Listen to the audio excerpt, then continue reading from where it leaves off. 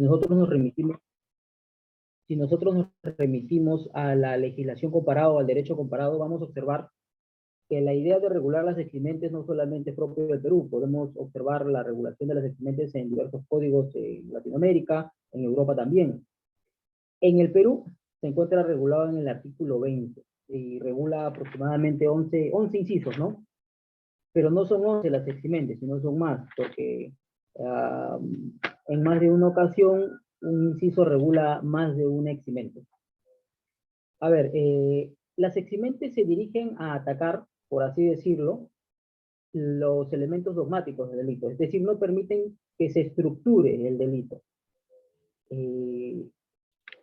Por lo tanto, la presente disertación no va a versar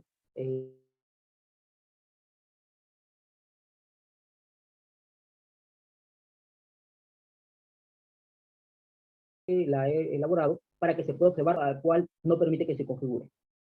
Así, a manera de aspecto metodológico de lo que se va a desarrollar en disertación, se va a tocar en un primer momento, si lo considero así necesario, hablar un poco acerca de lo que es el delito, pero de manera bastante genérica, porque ya en sesiones anteriores se ha abordado el tema, ¿no? ¿Y yo por qué? Porque lo que dije precedentemente, que las eximentes se dirigen a atacar a los elementos dogmáticos del delito. Y luego de ello, vamos a ver 4 de los incisos regulados en el artículo 20. El inciso 1, que regula la anomalía psíquica, la grave alteración de la conciencia y alteraciones en la percepción, que anulan la culpabilidad. El inciso 3, que regula la legítima defensa, que anula la antijuricidad. El inciso 6, que habla de la fuerza física irresistible, que anula la acción. Aquí me va a permitir hablar un poco acerca de lo que es la vis compulsiva y de la vis absoluta. Y el inciso 9, el inciso 9, el que obra por orden obligatoria, el 8, el que obra por disposición de la ley en cumplimiento de un deber o ejercicio legítimo de un derecho, oficio o cargo. Y en este inciso vamos a observar que hay posturas disidentes en la doctrina.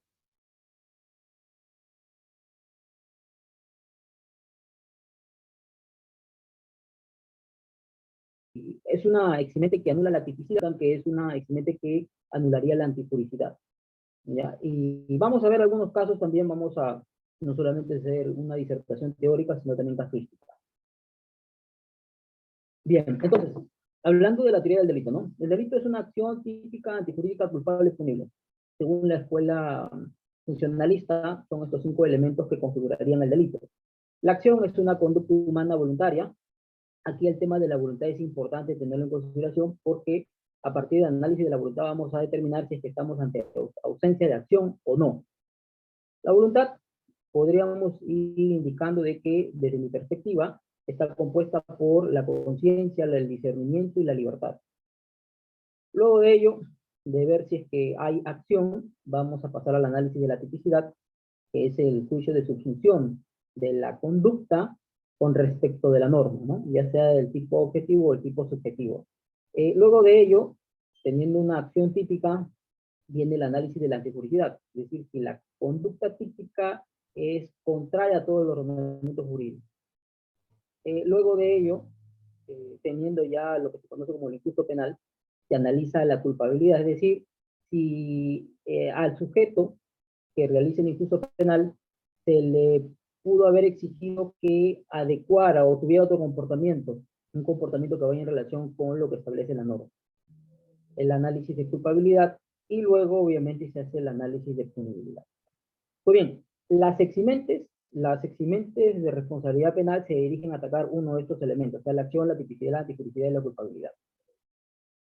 Pues bien, entonces vamos a comenzar con el primer inciso del artículo 20, nos dice, ¿no? El que por anomalía psíquica, grave alteración en la conciencia o por sufrir alteraciones en la percepción que afecten gravemente su concepto de la realidad, acá es un dato importante, no posea la facultad de comprender el carácter delictuoso de su acto o para determinarse según esta comprensión. Entonces, literalmente, de lo primero que se puede extraer de esta normatividad que regula estos tres tipos de eximentes, ¿no? Anomalía psíquica, grave alteración de la conciencia y alteración de la percepción.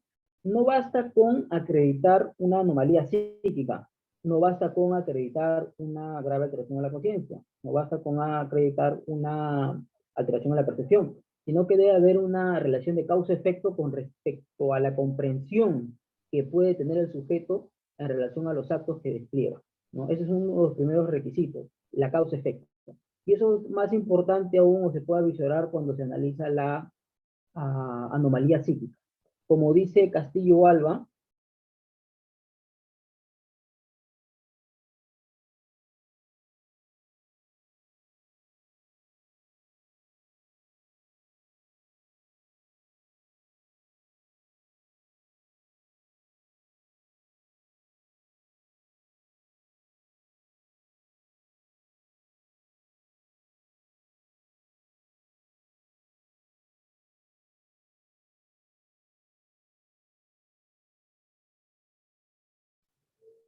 bien, continuando, parece que hubo un desperfecto técnico.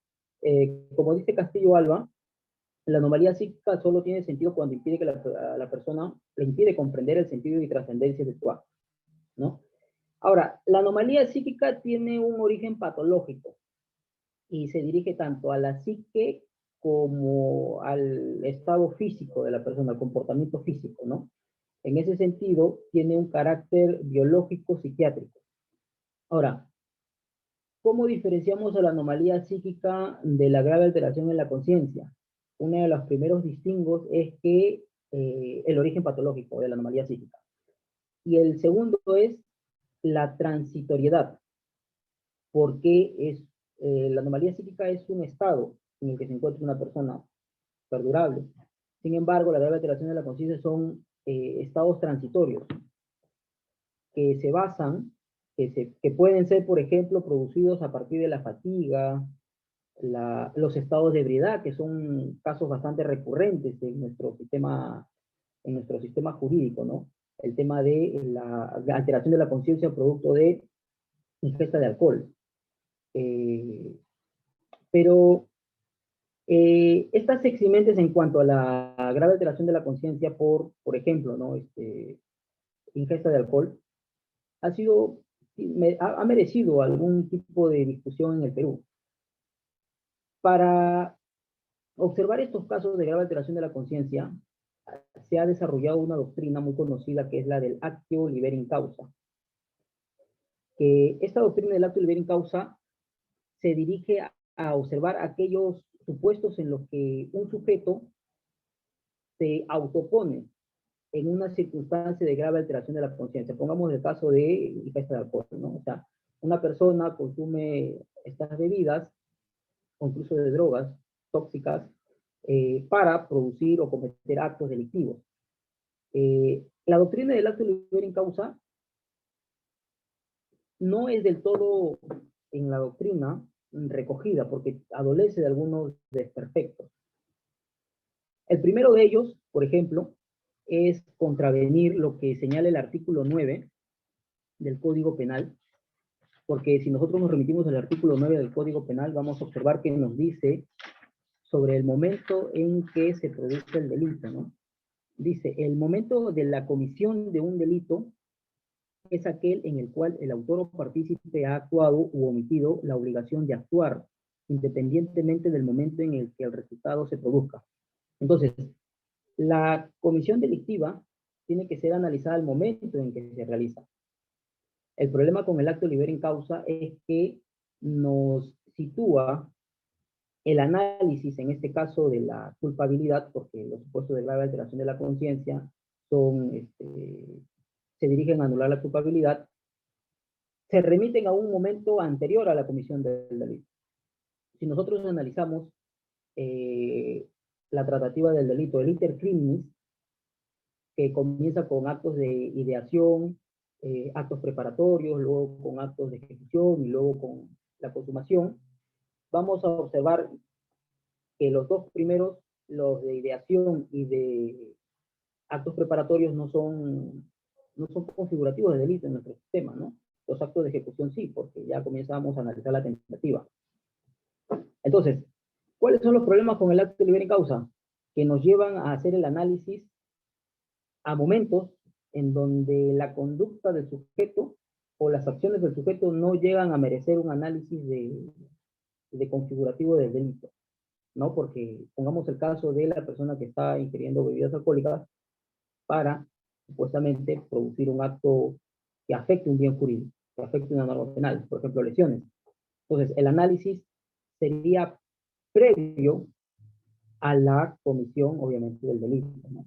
Sería un momento anterior. Ahora, existe también un principio de simultaneidad. Este principio de simultaneidad indica de que los elementos del delito deben ser analizados uno a consecución de otro. Es decir, luego de la acción se analiza la tipicidad, la tipicidad, la tipicidad, la tipicidad, la culpabilidad. Entonces, el acto libre en causa propone que antes incluso del análisis de la acción, de la tipicidad y la tipicidad, el análisis de la culpabilidad se retrotraiga, o sea, vaya a estadios anteriores, ¿no? Justamente estos dos argumentos se han dirigido a atacar esta doctrina de la libre causa, que es bastante interesante poder analizarla. Por ahí vamos a observar que en España y en la doctrina alemana, perdón, se ha estudiado el tema a profundidad. Pues bien, a ver, yo me quiero seguir deteniendo un poquito acá en la grave alteración de la conciencia, porque no son pocos los casos en donde han habido eh, procesos seguidos, por ejemplo, por lesiones o daños, daño de patrimonio, producido por, podríamos decir, en el contexto de que una persona ha ingerido bebidas alcohólicas. Yo les voy a presentar un caso real que se ha resuelto el año pasado, en diciembre.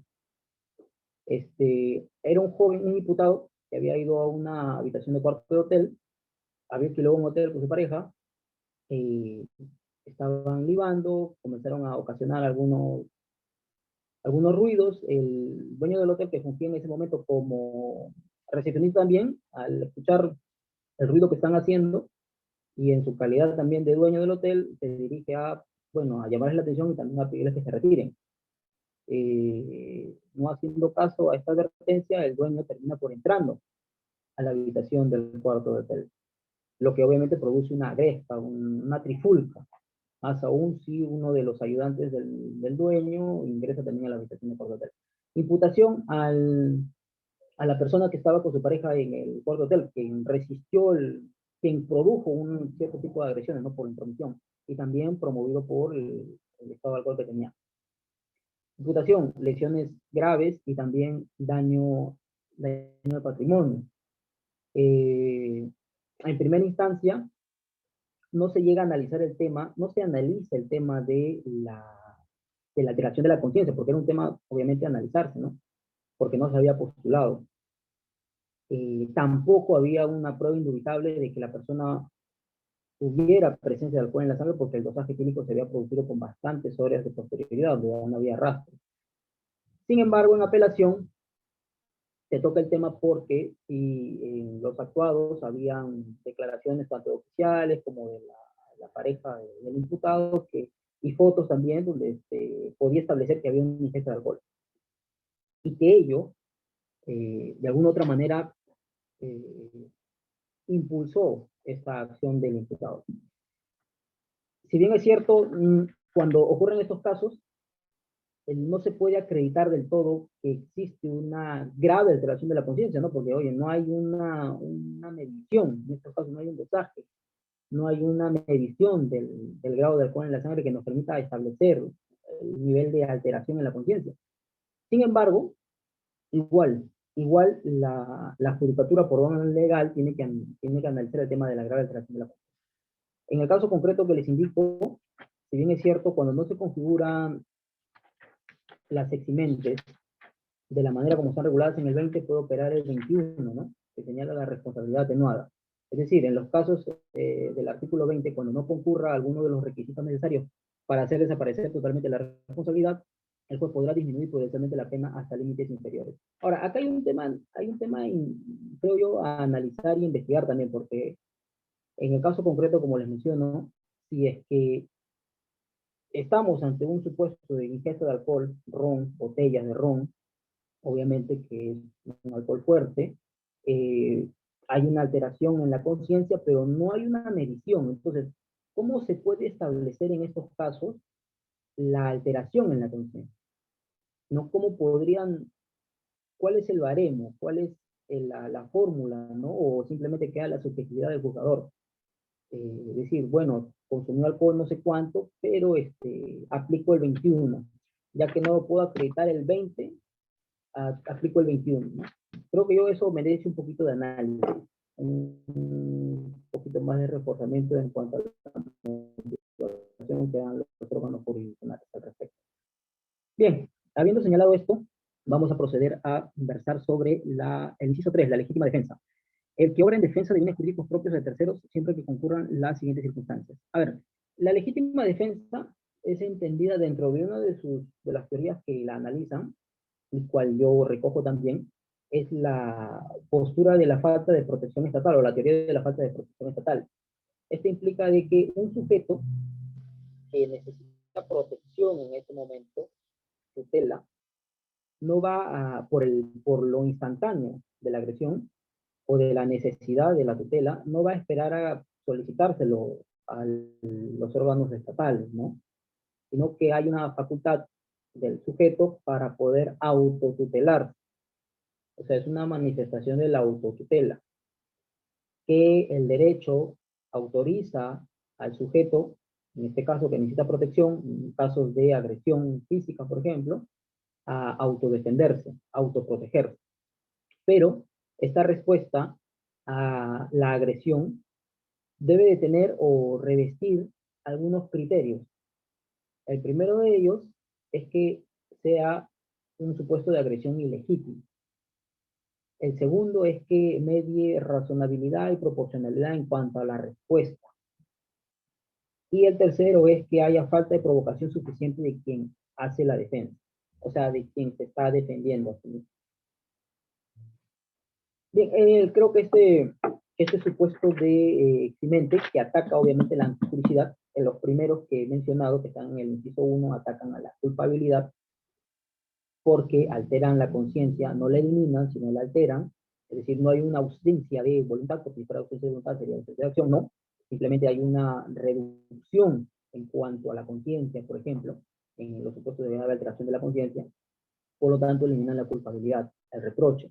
En el caso de la legítima defensa, lo que se anula es la antijuricidad, porque hay una autorización por parte del ordenamiento jurídico, por ejemplo, en los supuestos de agresión, a que el sujeto se autotutele, se autoproteja, dando una respuesta, conjurando obviamente la agresión.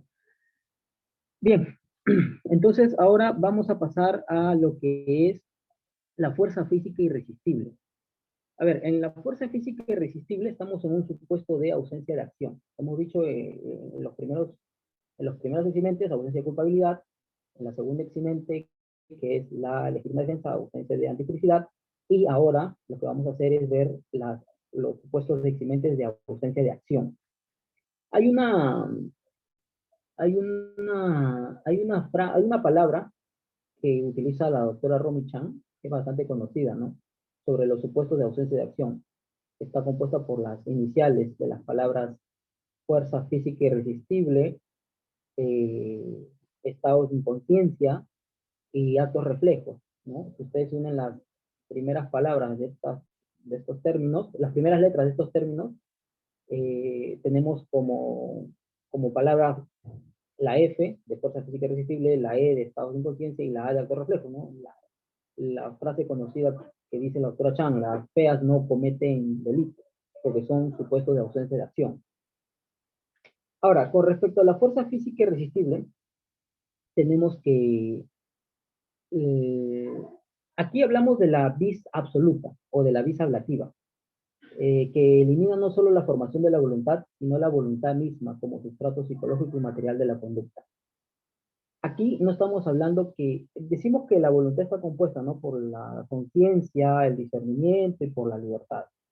En este caso, la fuerza física irresistible lo que hace es atacar a la libertad en sí, pero no la doblega, sino simplemente la elimina. Es decir, no la vicia del todo, no la vicia, perdón, sino la elimina. Porque vamos a ver vamos a ver también aquí que cuando se vicia la libertad, cuando se vicia la libertad en la voluntad, lo que estamos haciendo es incurrir en, por ejemplo, supuestos de miedo insuperable. Oh, en un segundo lo vamos a ver. A ver, entonces debe haber una fuerza física que afecte la libertad en el sujeto. Perdón, que no la afecte, que la elimine. Los casos conocidos son, los ejemplos conocidos son cuando un joven A empuja a un joven C para que a su vez este empuje a un joven B y B termine cayendo, por ejemplo, por un barranco, o etcétera, o termine ocasionando la lesión, ocasionándose lesiones el joven B. Entonces, aquí C, por ejemplo, al recibir el empujón, obviamente, dependiendo del grado de fuerza también, ¿no? C sí tiene conciencia del acto que se va a ocurrir, ¿no? Al menos hay microsegundos en donde uno entiende lo que está ocurriendo. Sin embargo, no puede resistirse a que eso ocurra por la fuerza que ha recibido. Por lo tanto, es un supuesto de fuerza física resistible. O también uno de los ejemplos bastante conocidos es cuando un mesero, por ejemplo, está llevando una sopa caliente y ocurre un terremoto, ¿no? Y el terremoto hace que el mesero pierda el equilibrio y termina lanzando, soltando la sopa caliente, causándole quemaduras de tercer grado y lesiones graves a uno de los comensales. En ese caso, por ejemplo, sería responsable el mesero por las quemaduras de tercer grado, por las lesiones graves ocasionadas. Bueno, estamos en un supuesto de fuerza física irresistible, ¿no? En ese caso no sería responsable. A ver, ¿y cómo la comparamos con la vis compulsiva? Porque hay dos elementos acá que se analizan. La vis absoluta, que va a incidir sobre la fuerza física irresistible, y la vis compulsiva, que ya no es una fuerza física, sino es una fuerza, o es una fuerza, es una violencia moral, de naturaleza eminentemente psicológica, y que actúa sobre las motivaciones y el proceso de formación de la voluntad. A ver, aquí, por ejemplo, a diferencia de la vis absoluta, no se elimina la libertad, se vicia, se condiciona la libertad, pero no se elimina del todo. Los ejemplos comunes son aquella persona que está siendo apuntada con un revólver, por ejemplo, para que abra una caja fuerte. En esos supuestos se analiza, ¿no? El sujeto es consciente del acto, sí, tiene discernimiento del acto, sí, tiene libertad en ejercer el acto. Bueno, sí tiene, la libertad no está anulada, la libertad está viciada porque el sujeto tiene la libertad de poder abrir o no abrir la caja fuerte. En ese sentido, la libertad no se encuentra anulada. Sin embargo, el derecho no le va a reprochar a esa persona si decide abrir o no abrir ¿no? La caja fuerte. Porque los supuestos de vis compulsiva eh, se analizan en el reproche de culpabilidad. Se analizan en el reproche de culpabilidad. Contrario a lo que se hace cuando se analiza la vis absoluta.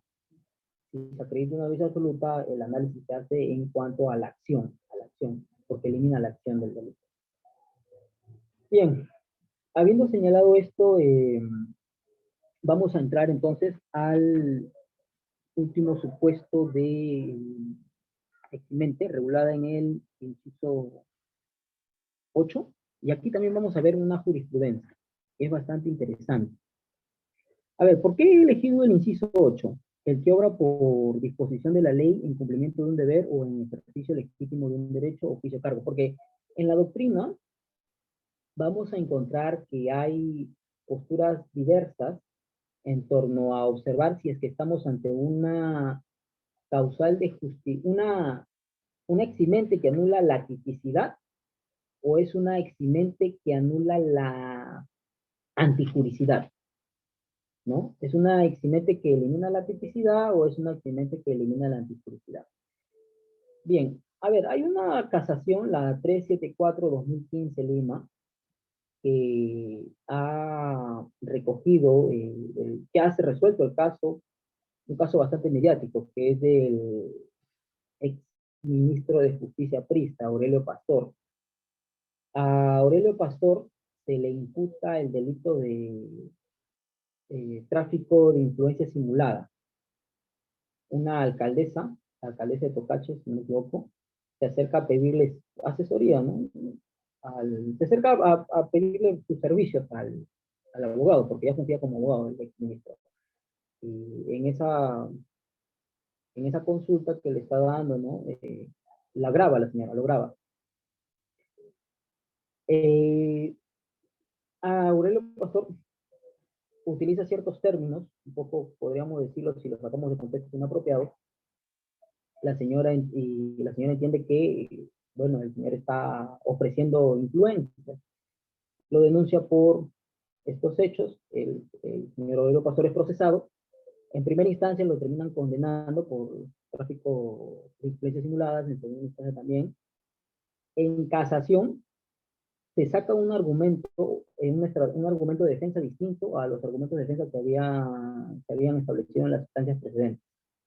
Justamente se analiza el tema de que si el abogado estaba cumpliendo o estaba ejerciendo, como dice el inciso 8, había hecho un ejercicio legítimo de su oficio, un ejercicio legítimo del oficio, en este caso el oficio de abogado. Bien, supuestamente el delito de tráfico de influencias simuladas implica de que una persona ofrezca influencias a cambio de un beneficio, ¿no? De una promesa de beneficio. Entonces, ¿en base a qué se sustentaba el tráfico de influencias? Se sustentaba en base a ciertos actos que iba a desplegar el abogado. Y se analizan si estos actos son parte del ejercicio legítimo del derecho de abogado, el ejercicio legítimo de la profesión de abogado, o no son parte del ejercicio legítimo de la profesión de abogado. Pero se analizan desde una perspectiva de establecer si la conducta es antijurídica. No se analiza desde la perspectiva si la conducta es típica. Podemos ver, por ejemplo, el, la forma en que resolvió esta jurisprudencia, este caso, nos habla de lo siguiente, ¿no? Que no se afecta la antijuricidad material. Llegaron a la conclusión de que no se afectaba la antijuricidad material, pues no se quebrantó el contenido de las normas prohibitivas previstas en los artículos tal. Es decir, la conducta,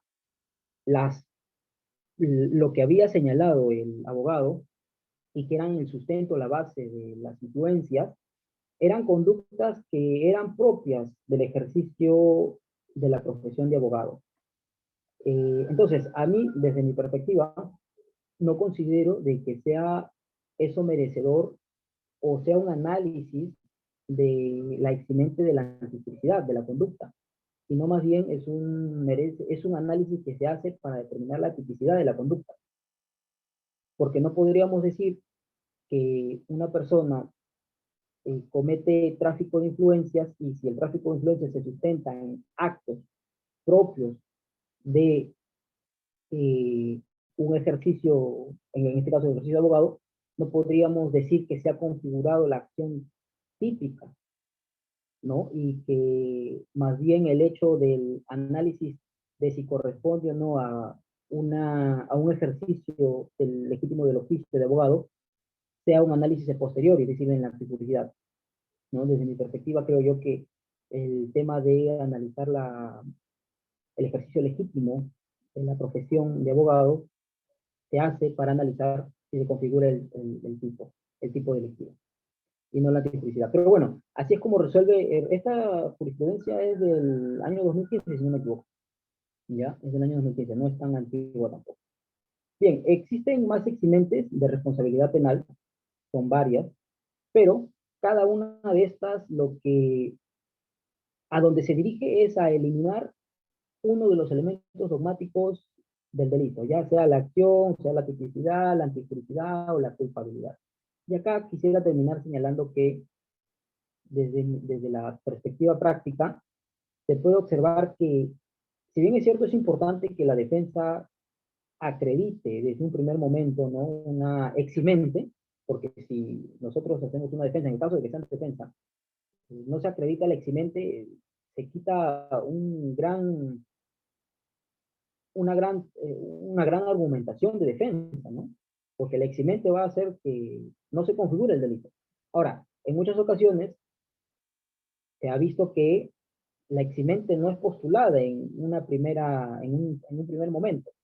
Recién, por ejemplo, en apelación se saca la eximente a flote, o como es en este caso el señor Aurelio Pastor, recién en casación se habla del ejercicio legítimo de la profesión de abogado como un eximente.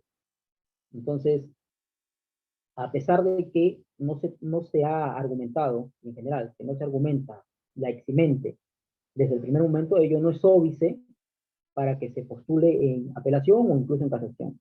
En tanto y en cuanto no se modifique la estructura fáctica o lo fáctico ya acreditado en primera instancia y lo resaltado en segunda instancia.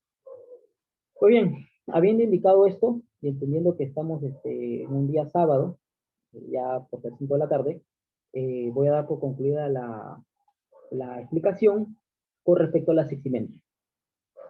Quedo a lo que determina este presentador. Muy bien, estimado Marcial, muchas gracias por la excelente exposición, bastante claro y bastante conciso, y los ejemplos también bastante entendibles. Así que no sé si es que alguno de los compañeros desea formular alguna interrogante que haya surgido a través de la exposición. Pueden plantearlo, como siempre, por el chat, o si gustan también pueden levantar la mano para que se les ceda el uso de la palabra. Bien, para ello vamos a dar unos segundos a ver si es que alguno desea formular una pregunta. Caso contrario, culminaríamos la exposición y pasaríamos a la siguiente. Vamos a dar a ver algunos segundos.